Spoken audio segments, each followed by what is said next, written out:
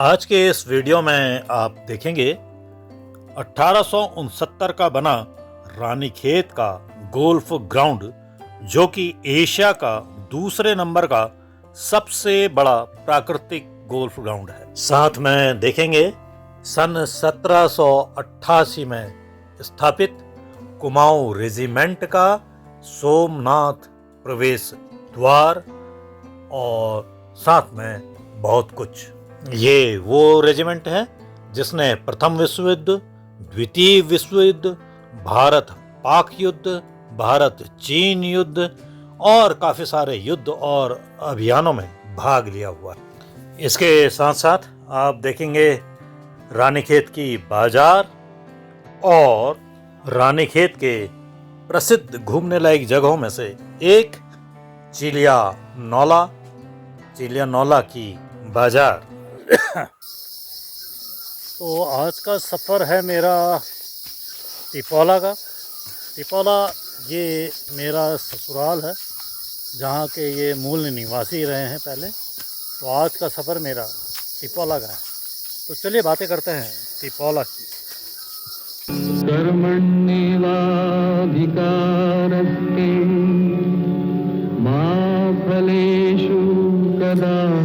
मेरा ससुराल रौतेला लोगों में है और मेरा ससुराल वर्तमान में तो हल्द्वानी है, लेकिन इनका जो मूल स्थान है वो है पौनली।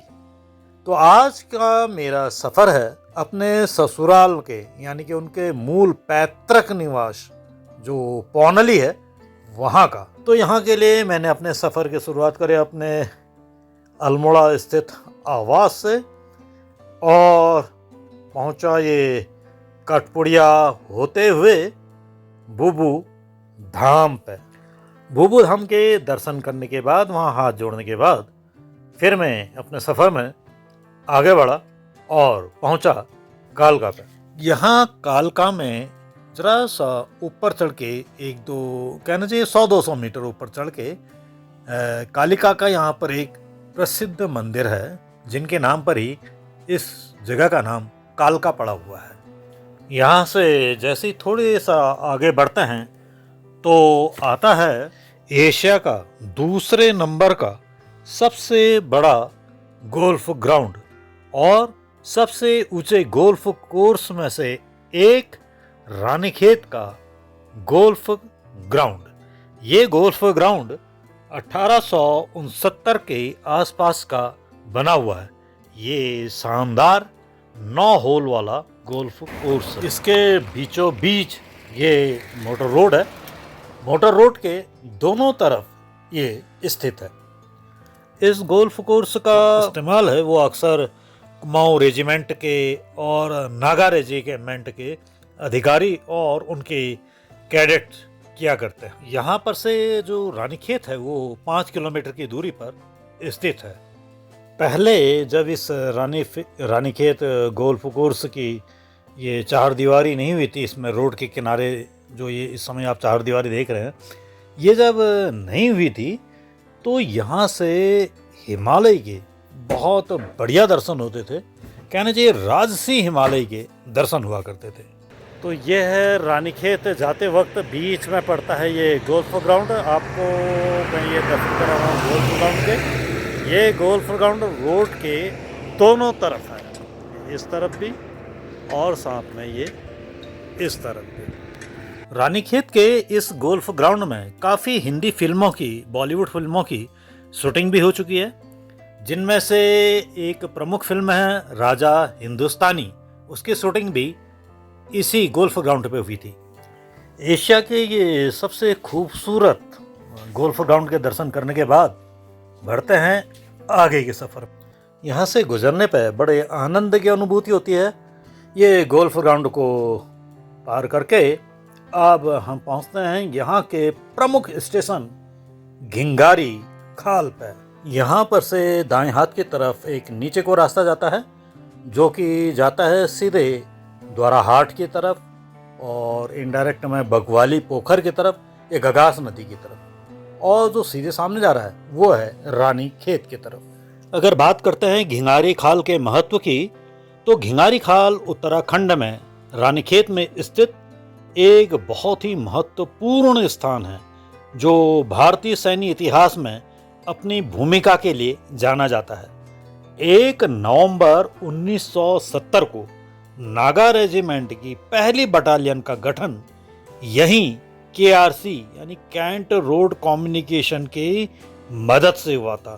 तभी से ये अस्तित्व में आया है। ऐतिहासिक जगह घिंगारी खाल, इससे आगे बढ़ने पर हम पहुंचते हैं भारत की शान, उत्तराखंड का गौरव, कुमाऊं का गौरव और कुमाऊं के इतिहास में, भारत के इतिहास में, आज़ादी के इतिहास में महत्वपूर्ण स्थान रखने वाला कुमाऊं रेजिमेंट का सोमनाथ द्वार। ये जहाँ पर से अभी मैं गुजर रहा हूँ, इसके बाईं तरफ है सोमनाथ मैदान, सोमनाथ द्वार। इस मैदान का नाम मेजर सोमनाथ शर्मा के नाम पर रखा गया, जो कि 1947 के भारत पाकिस्तान युद्ध में बड़गाम की लड़ाई के दौरान भारत के सर्वोच्च सैन्य सम्मान परम वीर चक्र के ये सर्वप्रथम विजेता थे। उन्हीं के सम्मान में कुमाऊं रेजिमेंट ने इस मैदान का नाम रखा है तथा उन्हीं के सम्मान में ये द्वार बनाया गया है और उन्हीं के नाम से बनाया गया है। वहीं पर बात आती है इस कुमाऊं रेजिमेंट की, तो कुमाऊं रेजिमेंट ये भारतीय सेना की एक प्रतिष्ठित रेजिमेंट में से एक है। इसकी स्थापना सन 1788 सन में हुई थी। 27 अक्टूबर 1945 से पहले ये हैदराबाद टुकड़ी के रूप में स्थापित थी। 27 अक्टूबर 1945 को इस टुकड़ी का नाम बदलकर फिर कुमाऊं रेजिमेंट, क्योंकि इसमें जो थे कुमाऊं के सैनिक संख्या में बहुत अधिक थे और इस रेजिमेंट ने काफ़ी युद्ध लड़े हैं, जिनमें से जो प्रमुख हैं वो प्रथम विश्व युद्ध, द्वितीय विश्व युद्ध है, 1947 का भारत पाकिस्तान युद्ध है, 1962 का भारत चीन युद्ध है। इस तरीके से कई युद्ध, अन्य युद्ध भी हैं जिनमें मराठा युद्ध है, पिंडारी युद्ध है, भीलों के विरुद्ध युद्ध है, अरब युद्ध है, गौरिल्ला युद्ध, भारत का पहले स्वतंत्रता संग्राम में भी इसने महत्वपूर्ण भूमिका निभाई हुई थी। चलिए इसके बारे में बाकी बातें फिर कभी। अभी मैं ये कैंट रोड से होते हुए अब पहुंच चुका हूं रानीखेत की बाजार में। रानीखेत में कई प्रमुख बाजार हैं, जिनमें से कुछ प्रमुख नाम इस प्रकार हैं: रामनगर मार्केट, सदर बाजार, गांधी चौक मार्केट और माल रोड मार्केट। रामनगर मार्केट और सदर बाजार में गरम कपड़े और एसेसरीज की शॉपिंग की जा सकती है, जबकि गांधी चौक मार्केट और माल रोड मार्केट भी गरम कपड़ों के लिए ही जाने जाते हैं। जो रामनगर मार्केट है रानीखेत की, ये प्रसिद्ध स्ट्रीट मार्केट है, यहाँ पर बहुत भीड़ लगी रहती है। और जो सदर बाज़ार है ये एक लोकप्रिय बाज़ार है, यहाँ पर गरम कपड़े, एसेसरीज और अन्य सामानों की खरीदारी हो सकती है। जो गांधी चौक मार्केट है ये भी छोटा एक स्ट्रीट मार्केट है और यहाँ पर ट्रेडिंग और स्टाइलिश कपड़े मिलते हैं।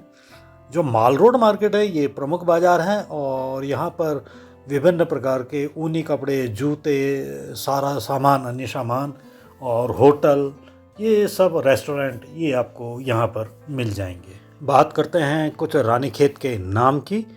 तो जैसे कि रानीखेत है यानी कि क्वींस फील्ड्स, तो कहावत है कि द्वाराहाट की एक कत्यूरी रानी पद्मिनी, उसने रानीखेत क्लब के पास अपने खेत बनाए थे, इसलिए वे रानीखेत कहलाया। और कुमपुर या कत्यूरी बाज़ार की उसने स्थापना की थी, जिसे बाद में फिर बीआई बाज़ार या ब्रिटिश इन्फेंट्री बाज़ार या लाल कुर्ती बाज़ार इसके नाम से जाना गया। यानी कि इसका सबसे पहला नाम था, जो सबसे पुराना इसका नाम था वो था कुमपुर, और जो बाज़ार यहाँ की सबसे पुरानी है वो है कत्यूरी बाज़ार, जो कि बाद में बीआई बाज़ार या ब्रिटिश इन्फेंट्री बाज़ार या लाल कुर्ती बाज़ार अब कही जाती है। अब बात करते हैं रानीखेत के प्रसिद्ध दर्शनीय स्थल और उनके घूमने की जगहों की। तो यहाँ की जो प्रसिद्ध जगह हैं वह हैं जैसे झूला देवी मंदिर है, रानी झील है, मनकामेश्वर मंदिर है, हेड़ा खान बाबा जी का मंदिर है, चौबटिया बाग है, रानीखेत गोल्फ कोर्स है, आशियाना पार्क है, बिनसर महादेव मंदिर है और भालू डैम, मचखाली है, कुमाऊं रेजिमेंटल सेंटर म्यूजियम है और राम मंदिर है। ये यहाँ के प्रसिद्ध और दर्शनीय स्थल हैं। वैसे ये जो रानीखेत है ये अपनी प्राकृतिक सुंदरता और प्राकृतिक सौंदर्य के लिए पूरे भारत में प्रसिद्ध है। रानीखेत में एक बहुत बड़ी फैक्ट्री है जो ऊनी हथकरघा उत्पादों के निर्माण में माहिर है। इसलिए ये कहा जा सकता है कि यहाँ पर कढ़ाई वाले कपड़े खरीदने की मैं आपको अत्यधिक सलाह दूंगा कि यहाँ आते हैं तो कढ़ाई वाले कपड़े खरीदें, जिससे कि आपको रानीखेत की याद ताज़ा रहेगी। खैर, ये तो थी बातें, चलते चलते कुछ बातें रानीखेत की। इस पर एक विस्तृत वीडियो मैं फिर बाद में बनाऊंगा। अब ये बात करते करते मैं पहुंच गया हूँ इस तिराहे पे। यहाँ से एक रास्ता तो ये नीचे को जा रहा है जो कि हल्द्वानी को जा रहा है, और एक रास्ता मुड़ रहा है ये चिलिया नौला की तरफ। मुझे जाना है तिपाला, इसलिए मैं मुड़ा अब ये चिलिया नौला की तरफ। चिलिया नौला को यहाँ पर स्थित हेड़ा खान बाबा के आश्रम के कारण जाना जाता है। वैसे चिलिया नौला ये नाम जो है चेलिया नौला का अपभ्रंश है। चेलिया नौला यानी कि इसका कुमाऊनी में जो शाब्दिक अर्थ होता है वो होता है चेली का नौला। कुमाऊनी भाषा में जो चेली है इसका अर्थ होता है बेटी, और नौले का अर्थ होता है कुआं, यानी कि जो पानी का प्राकृतिक स्रोत।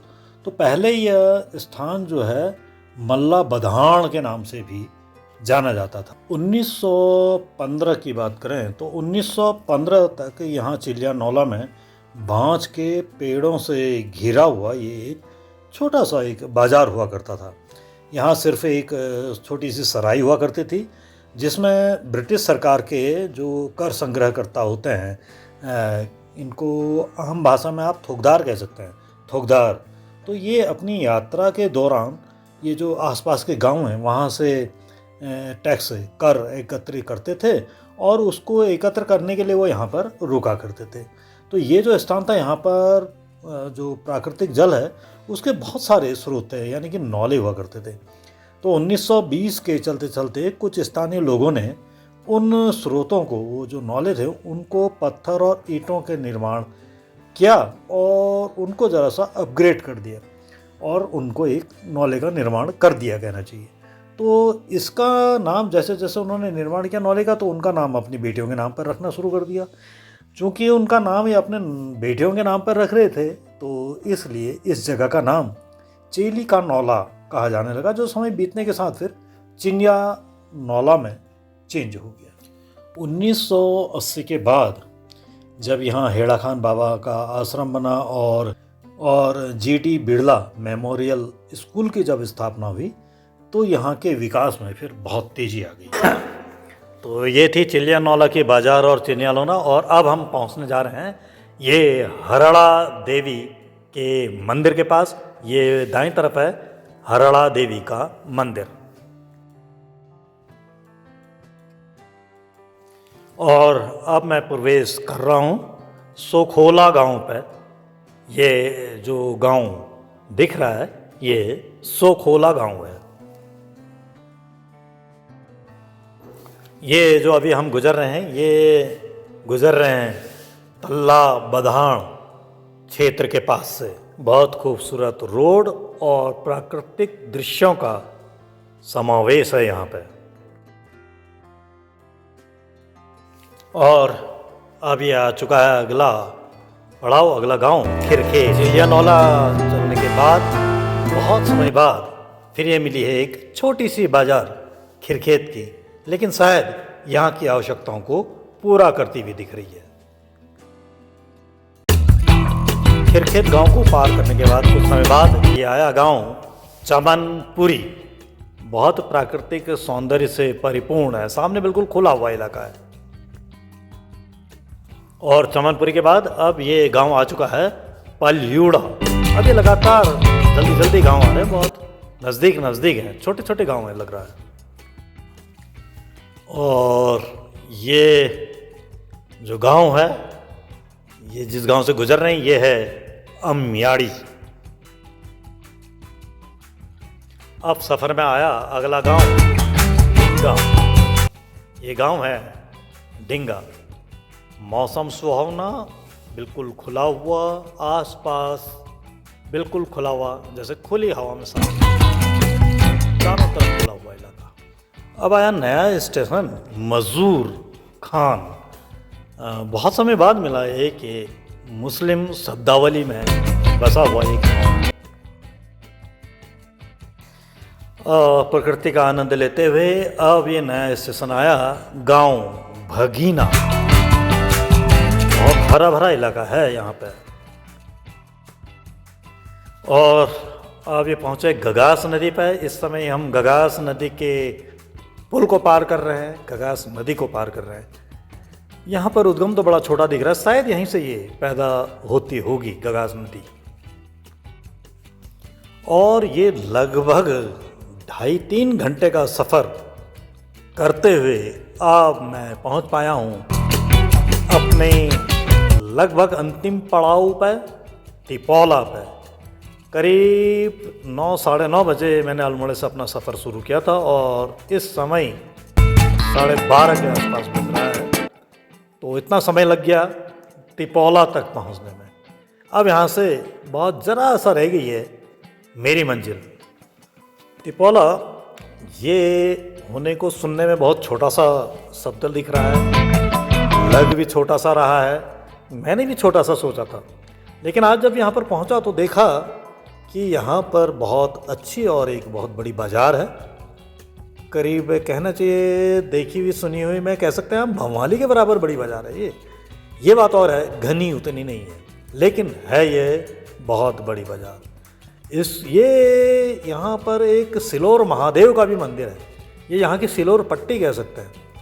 और ये भी मुझे यहीं आके पता चला कि यहाँ सिलोर महादेव का मंदिर है। आज मैं उतनी तैयारी करके नहीं आया हूँ, क्योंकि एक तो मुझे ये पता नहीं था कि यहाँ पर सिलोर महादेव का मंदिर है, और वैसे मैं यहाँ के बारे में स्टडी करके तो काफ़ी आया, लेकिन कहीं पर शायद मेरी स्टडी अधूरी रह गई। उसमें ये सिलोर का वर्णन कहीं पर मुझे मिला नहीं। रास्ते में जिन जगहों का वर्णन मिला था उसी हिसाब से मैं तैयार रहा। मैं घर से चला था केवल और केवल पौनली, अपने ससुराल यानी पैतृक ससुराल के मंदिरों के भ्रमण कार्यक्रम में। मैंने कार्यक्रम केवल वहीं का बनाया था। तो चलिए अब फिर कभी आऊँगा यहाँ सिलोर महादेव में, सिर्फ सिलोर महादेव में, और उस दिन आपको इसके दर्शन भी कराऊँगा। तब तक मैं कुछ इसके बारे में जानकारी भी इकट्ठा कर लूँगा, तब मिलूँगा आपको पूरी जानकारी के साथ। वरना तो ये नीचे पर मेरे बाएं हाथ की तरफ नीचे पर ये सिलोर महादेव का मंदिर है। जाने में कुछ ही समय लगता है, 2 मिनट। तो मैं कर सकता था, लेकिन मुझे उसके बारे में जानकारी नहीं है पूरी। जानकारी के अभाव में जाना ज़रा मुझे अधूरा सा लगता है। तो चलिए इस सफ़र की बात करते हैं। अभी जहाँ मैं चल रहा हूँ, यहाँ पर अभी आपने देखा होगा कि सिलोर महादेव के पास ही से मैंने रोड छोड़ दी थी और एक ऊपर की रोड पकड़ ली थी। जो नीचे को जो रोड जा रही थी वो आगे को जाती है आपके जालली की तरफ, और मैंने वो जालली वाली रोड छोड़ करके ये ऊपर की रोड पकड़ ली है, जो कि पौनली की ओर जाएगी और साथ में जाएगी आगे ये कपड़ा तक। कपड़ा से फिर आप कहें तो ये दोनों तरफ, एक तरफ को तो जहाँ ये जाएगी द्वारा हाट को, वहीं पीछे की तरफ को जाएगी ये गगास, ऊपर गगास में मिलेगी, और गगास होते हुए फिर 2 तरफ को कह लीजिए सोमेश्वर, भगवाली पोखर एक तरफ को, और पीछे की तरफ का आप बात करेंगे तो दूसरी तरफ को अगर पुल पार कर लेंगे तो पहुंचेगी रानीखेत की तरफ। और इस तरह से बात करते करते, आपके साथ बात करते करते मैं पहुंच गया हूं अपनी मंजिल पौनली में। अब ज़रा कहीं पर देखते हैं गाड़ी खड़ी करने की जगह एकांत में, ज़रा चौड़ी जगह, यहाँ गाड़ियाँ काफ़ी खड़ी हैं, और फिर दिखाता हूँ आपको। अंदाज ही नहीं आ रहा, वहीं को चल रहा है। मैंने सोचा वहीं से नीचे को दिखता है, कह रहा था कहाँ पर दिख रहा है, यहाँ तो कहीं दिख नहीं रहा। यहाँ यहाँ लगा दो। और ये अब मैं पहुंच गया हूँ पौनली। अब सफ़र शुरू करते हैं पौनली का। तो अब यहाँ पर गाड़ी खड़ी करके अब हमारा सफ़र शुरू होता है खेतों के बीच से होते हुए पैदल मार्च का। और पैदल निकल पड़े अपने पैतृक ससुराल की तरफ। ये जो मकान आप देख रहे हैं ये है नंदन चाचा का, क्योंकि अब रोड आ गई है तो अब वो उन्होंने वहाँ बाहर मकान बना लिया है। और अब ये मैं पहुँच चुका हूँ अपने ससुराल। तो ये है मेरे ससुर जी का पैतृक आवास, पुराना आवास और मूल आवास। अब आजकल वो हल्द्वानी सेटल हो चुके हैं, अब हल्द्वानी बना लिया है। ये पूरा जो आप देख रहे हैं ये बखली टाइप की, उन्हीं को अलग अलग मकान है। ये है मेरे ससुराल वालों का। इसमें जो आप इधर ये नया टुकड़ा देख रहे हैं ये बाद में बनाया गया है। और इधर जो ये है मूल। यहाँ अब चाची अकेली ही रहती है, बच्चे बाहर हैं और बाकी भी ताऊ या बूढ़े ससुर या बड़े ससुर ये सब अब बाहर ही हैं। बच्चे भी अब सब बाहरी नौकरी में हैं। यहाँ के मकानों की निर्माण शैली ज़रा हमारे इधर के मकानों की निर्माण शैली से कुछ भिन्न देखी। हमारे वहाँ पर दरवाजे बहुत छोटे होते हैं, यहाँ पर दरवाजे ज़रा बड़े ही बनाए हैं। खैर, चूँकि मेरे यहाँ आने का मकसद यहाँ के मंदिरों में दिया धूप बाती करना है, तो बिना समय गवाए क्योंकि अल्मोड़ा वापस भी जाना है, हम चाची को लेके चले यहाँ के गांव के मंदिरों में दिया जलाने। तो यहाँ के जो इष्ट हैं गोलू देवता हमारे इनके ससुराल के, तो सबसे पहले उस मंदिर में चल रहे हैं हम दिया जलाने। ये सामने कौन से का खलना? अच्छा, तो चाची ने बताया है जो सामने पहाड़ी में रोड दिख रही ये रोड है खलना वाली।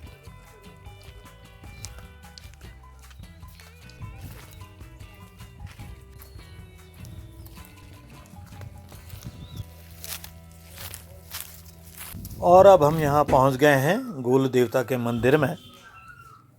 यह है गोलू देवता की धुनी और ये सामने गोलू देवता का मंदिर।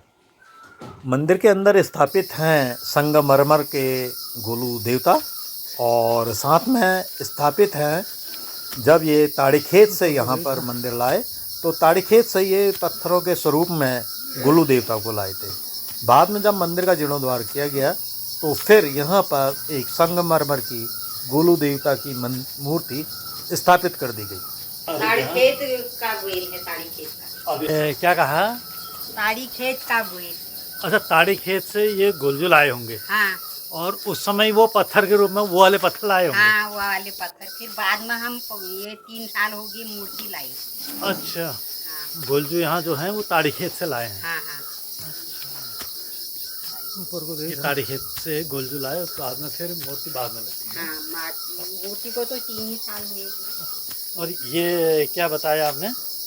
ये लाकुड़ देवता। ये लाकुड़ देवता। हाँ, इनकी भी मूर्ति लाई। इनकी भी मूर्ति लाए। और इनमें जो ये पहले पत्थर के होंगे वो जो पत्थर रखा है ना, हाँ हाँ, तो ये जो पत्थर लाए ये भी वहीं से लाए हैं? हाँ, ये ताड़ीखेत? भी इन्हीं के साथ के हैं। ताड़ीखेत से। हाँ, गोलजू भी, काऊ भी। अच्छा, ये लाकुड़ हो गए, ये गोलजू हो गए। हाँ, वो काऊ देवता होता है। काऊ देवता वहाँ, काऊ देवता कहा। तो ये गोलजू के साथ के ठहरे सब। हाँ हाँ, गोलजू के साथ के।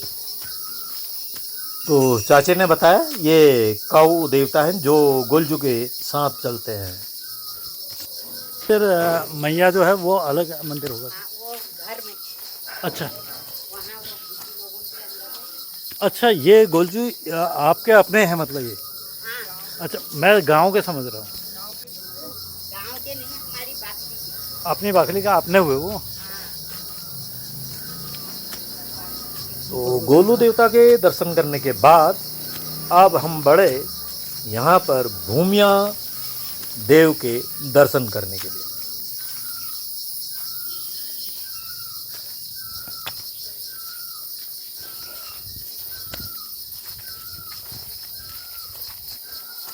और इस तरीके से अब हम पहुंच गए हैं भूमिया देवता के मंदिर में, और यह है भूमिया देवता का मंदिर।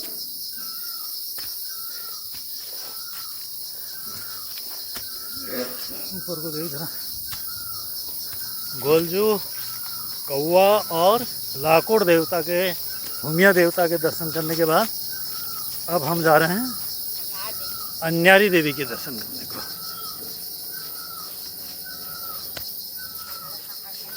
यो है हम पानी बाट रही। अच्छा, वो उधर से लाते थे हम पानी। कहाँ से? जब हमको घर में नहीं मिलता था, वो उधर है, इस पहाड़ी के पार? हाँ, इसके उधर को। अच्छा, हाँ, तो इस रास्ते से लाते थे? इस रास्ते से गौशाले को लाते थे। ये वाले? हाँ, उधर से घर को ले जाते थे। अरे, एक दिन के 18-20 बार आती थी ना, गर्मी के दिनों। क्यों? 2-2 भैंस हुए, बैल हुए, गाय हुए, और घर का खर्चा हुआ। तब तो घास लेने भी दूर दूर ही जाते होगे। जंगल जाते थे खुले। तो गाड़ी के बदन, भैंसों के निखण, वो होते थे, उनको लाते थे आकर। अच्छा, बाबीला हाँ, गाड़ी फटा हुआ होता था ना जाड़ों में, है? तो इस समय उसके बदन होते हैं वो ऊपर को। अच्छा, हाँ, फूल जैसे। है? और पेटवा होता है, उसके निखण होते हैं वो। ये जो ये पेटवा है, ये पर ये फूटे हैं वो बीच में, वो है पेटवा। कहाँ? अच्छा, ये हाँ, जो सफ़ेद सफ़ेद हो रहा है। हाँ, ये जो ये निखण, इनको निखण बोलते हैं। किनको? ये? हाँ, इनको ये। अच्छा, हाँ, इनको काट के लाते थे पूरे बात में है? पहले ना। हाँ हाँ हाँ आज तो घास तो कोई काट ही नहीं रहा। हाँ। आज जिसने काटी नहीं तो पता नहीं चल रहा कौन काटा है किसकी घास को। और लकड़ियाँ सबने गेट रखी है, लकड़ियाँ ऐसे खड़ी हैं। पहले झगड़ा होता था, मेरी लकड़ियाँ लागे, मेरा घास काट दिया। आज तो जिसकी घास कट गई वो बोला ठीक किया। हाँ, अच्छा अच्छा, जिसकी घास कट रही है आजकल वो अच्छा क्या कह रहा है? ठीक किया, काट दी तो। अच्छा, पहले से झगड़ा होता था? पहले से झगड़ा होता था, किसी का एक ही काट दिया, ये एक ही दूसरा काट दिया तो हाँ। वो कहता था तूने वड़ के सामने से मेरी घास काट दी। चला के आगे यहाँ है? जिसका नाम पहुँच हुआ उसका नाम बटना हुआ। कहीं चलाने जाते थे, कहा बोले जंगल हुआ, अच्छा थोड़ा खोदा तो इतना खोद दिया। अच्छा, हाँ, पहले यहाँ पर थे ये। कहाँ? यहाँ पर ये बताऊँगी। अच्छा ये अच्छा मकान मलबाकी वालों का, ये मकान कलबाकी वाला। अच्छा, दो ही मकान ठहरे? हाँ, यही पर भेज बाटे। अब यहाँ पर जब कोई कहता है कहाँ से लाए घास, कहाँ पर गोड़ा, है? तो वो बोलते हैं कि खनरा से आए। कहाँ से? खनरा, खनरा बोलते हैं यहाँ पर। खंडहर? हाँ, तब खनारा ठहरा? यहाँ पर अच्छा, पहले यहाँ पर बसे? मलबाखली वाले उधर थे, हैं? मलबाखली वाले इधर। अच्छा, अब ये प्लेन है जो? हाँ, प्लेन है, तो मकान की दीवारें दिख रही हो। अच्छा, हाँ अब तो खंडहर भी नहीं रहा मतलब यहाँ? हाँ, खंडर भी नहीं रहा, पत्थर काट दिए। तो अब ये गैस वैस गांव में आ गई होगी तो ये लकड़ियाँ कोई नहीं उठा रहा होगा तो? अच्छा, ये आप लोगों का छाना है, उधर वाला भी और इधर वाला भी? वाला आधा उनका है, वो नंदन सिंह लोगों का, उधर वाला हमारा। अच्छा, वो अब दिखने लगी है पूरी बाखली इनकी, और यहीं पर अब हम नल में पहुंच के अपने हाथ पांव धो के अब चले अन्यारी मैया के मंदिर की तरफ।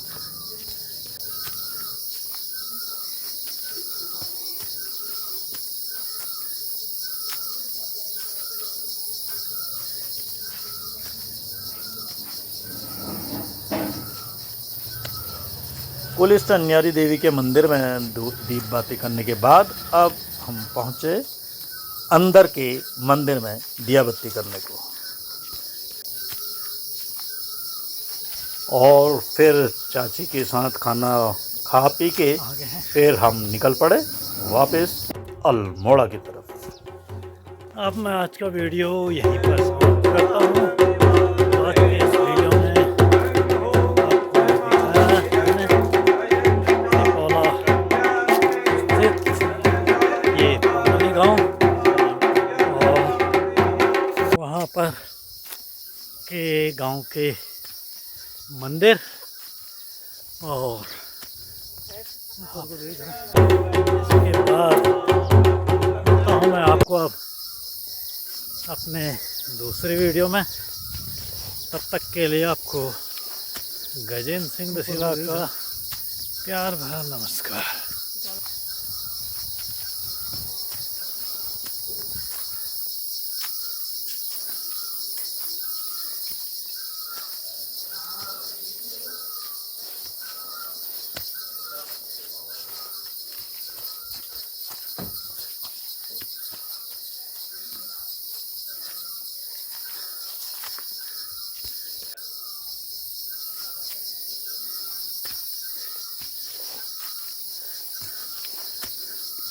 ऊपर को